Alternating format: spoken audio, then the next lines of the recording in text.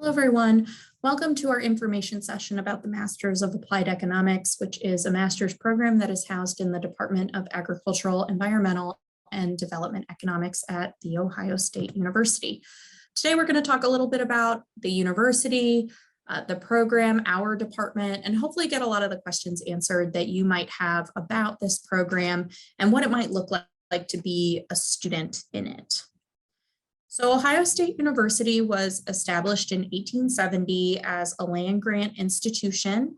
We are the third largest public institution in the United States currently, and we are located in Columbus, Ohio. So we have an urban campus that is not too far from downtown in the short north, which is like our arts district in Columbus. So fairly centrally located with access to a lot of the amenities the city has to offer.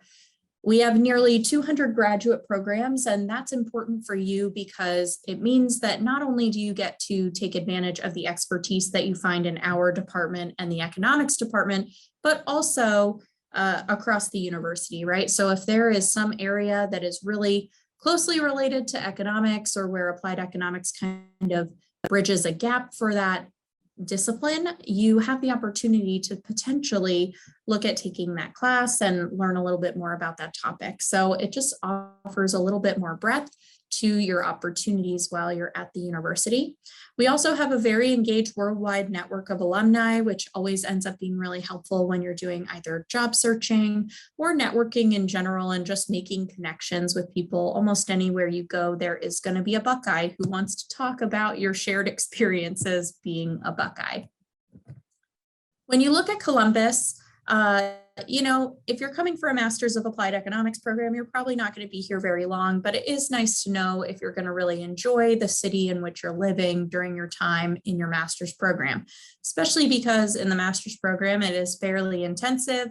It is fast-paced and you will be busy with all of your coursework. So it's nice to know that there are things that you can engage in outside of school that are going to help you kind of unwind and relax in whatever way is appealing to you. So I like to say that Columbus is a large enough city that you get the amenities of a big city, but without some of the disamenities of a big city. So for instance, we have a great art scene, great food scene, lots of fun things to do. You know, we have a professional soccer team, a professional baseball team. We have fun museums to go to. We have great metro parks, but we don't have some of those negative things that you find in really large cities like horrible traffic, really high cost of living, things like that. And you can see in here, Columbus is considered an opportunity city by Forbes. It's a budget-friendly metro, so really affordable. And a lot of students will talk about that over and over once they've moved here, that they're really surprised at how well they can live as a graduate student. And then also just in general, happiest workers, best cities for culture. There are just a lot of fun things for young people to do in Columbus. It is the 14th largest city in the US. So fairly large compared to most other cities in the US, but once again, not as large and overwhelming as say like a New York City or a Chicago. So let's talk about our department. Agricultural, Environmental, and Development Economics likes to think of itself as using economics to solve real world problems, thinking about, what are the issues that society is facing today, and how can we as economists think through those challenges and come up with solutions that will actually impact behavior in the ways that would be most efficient and effective. So in the department, we have 19 world-class faculty. 47% are born outside of the US, 42% of faculty are women. So for an applied economics department, we are pretty diverse, and we have been named that by multiple outlets as being a particular department that has clearly made diversity a big stamp of something that it's interested in exposing students to. We're also ranked among the top PhD programs in applied economics by the National Research Council. And why that might be interesting to you is that you're going to be learning from the scholars who are teaching those PhD students, right? So when a PhD program is seen as a really strong one, it means that students have access to really strong mentorship and really excellent researchers in the department. you will also have exposure to those people. Our Master of Applied Economics program is taught by faculty in our department, faculty in the economics department. And so you're really getting access to some world-renowned faculty who are some of the best at researching what they're passionate about and then relaying that to students. We have approximately 75 graduate students at any given time. The MAE class is usually around 25 to 35 of those students. So you'll have a nice sized cohort to be able to learn alongside, but it's not so large that you don't get to know everyone in your program. And then the rest of the students will be PhD students. Our graduate student to faculty ratio is about 4 to 1. So lots of faculty in our department who are excited about connecting with students at all levels, and you'll have access to that. So the program itself was meant to give students a toolbox of applied economic techniques. So you'll see benefit cost analysis, mathematical programming, econometric modeling, program evaluation. All of those things are going to be things that you'll see in your coursework while you're here.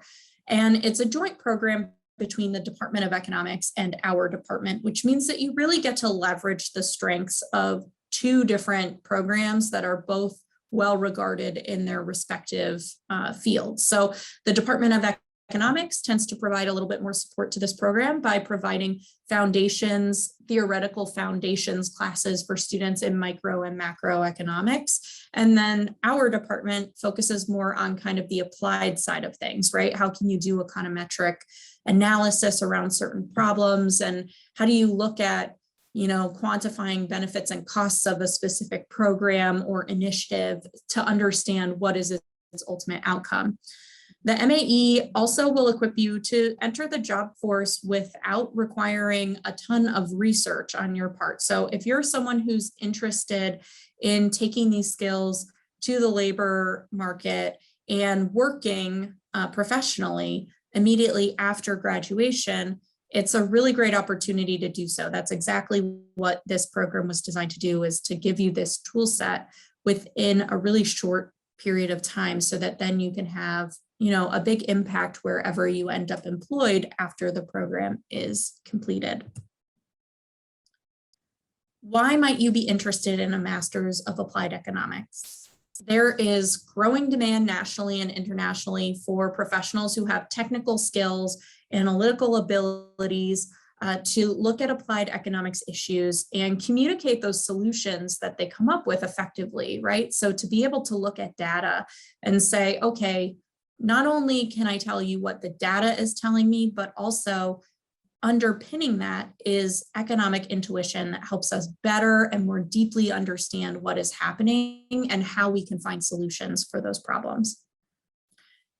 Students are going to gain practical experience in the Masters of Applied Economics program. So one of our courses in the second semester of the program has a project with a private partner.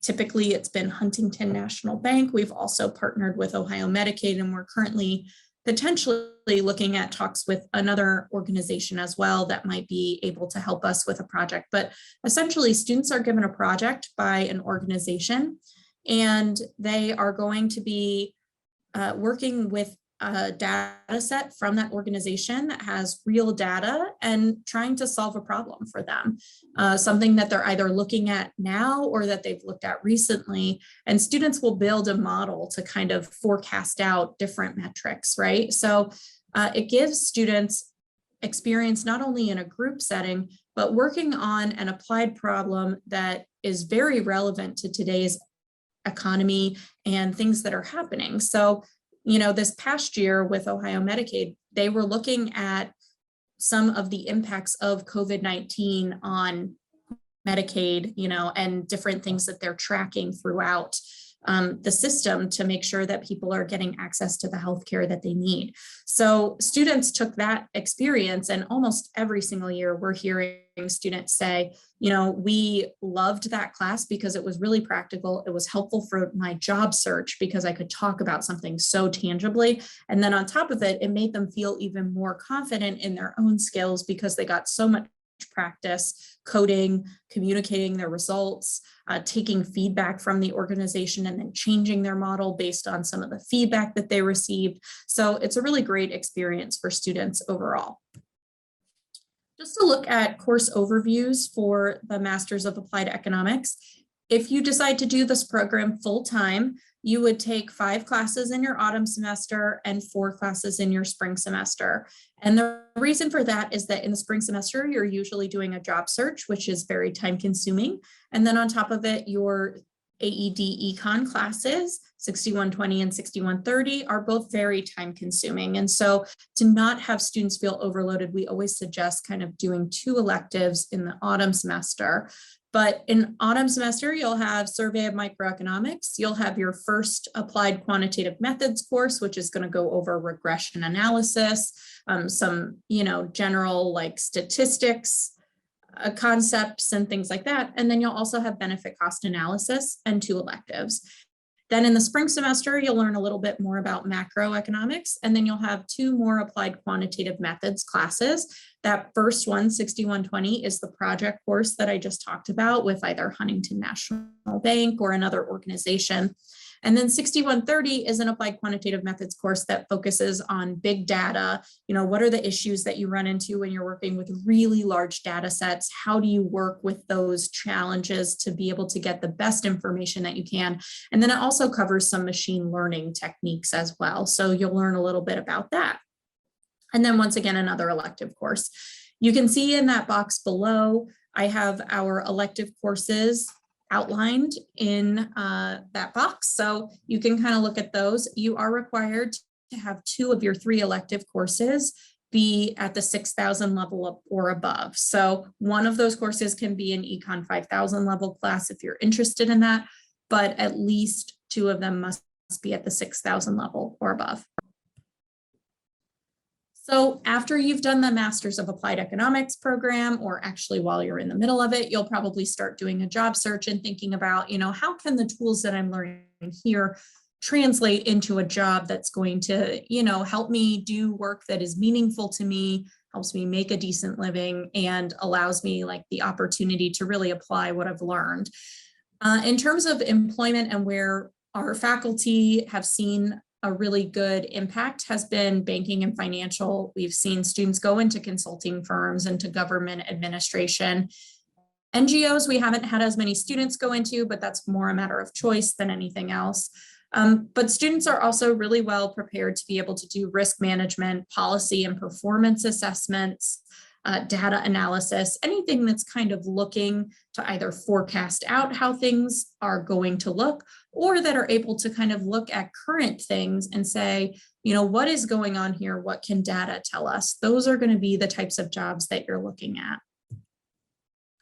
So these are some numbers that show kind of where our MAE alumni are going. We have a lot of students going into kind of private industry. We also have some students who have ended up in government. I haven't had time to update this with the most recent information that we have from this past year with students. So this will likely change in the next few months when it gets updated. But a decent number of students decide to continue their education either by going on to a PhD or deciding to get a second master's in something that tangentially relates to applied economics. And then we have 9% of students who just, quite frankly, don't answer our email when we ask them what they are doing with their lives. So that's just something to keep in mind as well. Never get 100% response rate once someone has graduated, but we hope that they are doing well. 91% of our students we know have jobs or are continuing their education within 6 months of graduation. Many of them have jobs upon graduation or very shortly after. It's more, our experience has been that it's definitely more a matter of whether or not the student has started a job search earlier rather than later. So here you can see where our alumni have gone the past few years. Once again, haven't gotten around to updating with 2021 data yet, but that will come out soon. But as you can see, lots of analyst positions are what our students are going into, kind of areas where they're going to be looking at data sets and trying to figure out what is the data telling them about decisions being made in that department or organization, and what decisions should be made moving forward. So now that we've chatted about the program itself, let's talk about the application process, because if you're still interested, that will be something that you will want to know about. Some suggested MAE admissions requirements are a 3.1 undergraduate GPA on a 4.0 scale. Doesn't mean that you have to have that, but if you are under a 3.0 GPA, we will have to petition on your behalf to the graduate school for you to be accepted into the program. Because the graduate school does require a 3.0 undergraduate GPA for admittance to the graduate school at Ohio State University. Documented English proficiency, if you are an international student who did not attend university at a US or English speaking institution, there's more information on gpadmissions.osu.edu under the International Students tab about what would allow you to not have to take English proficiency exams like the TOEFL or the IELTS. We also like to see on your undergraduate transcript, intermediate microeconomics, calculus, and statistics. If you are missing one or more of these classes, I would suggest submitting GRE scores and concentrating mostly on the quantitative score. Our faculty do like to just have another data point if they're not going to have a bunch of grades from those types of classes to look at. It's helpful to have another data point to kind of make admissions decisions off of. So something to keep in mind. Like I mentioned, GRE scores are optional. They are helpful if you have a gap in that preferred coursework. So the application process is you would go access the application at gpadmissions.osu.edu/apply/grad.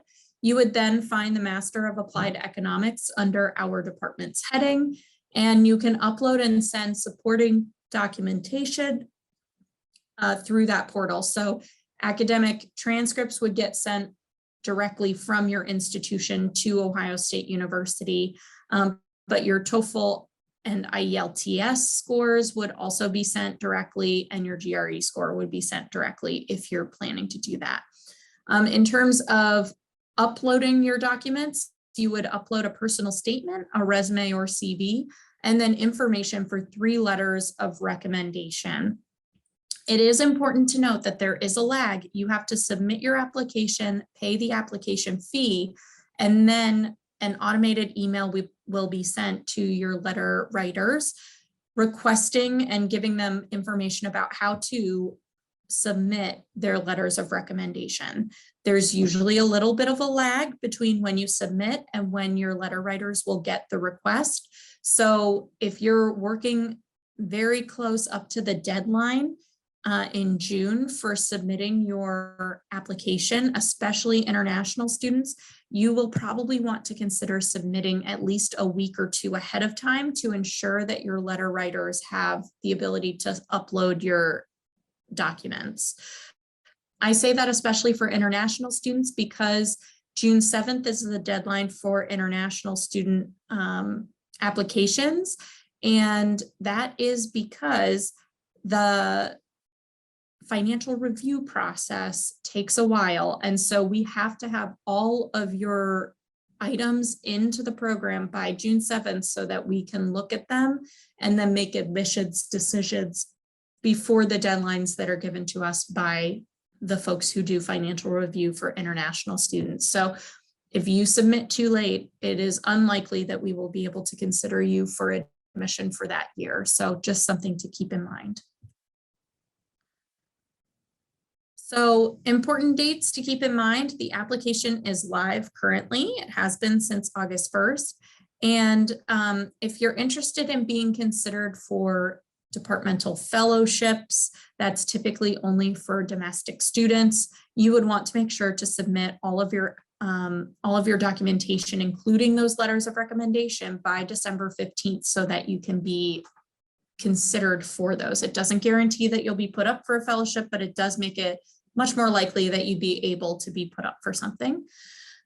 January through June, we do application review about once per month.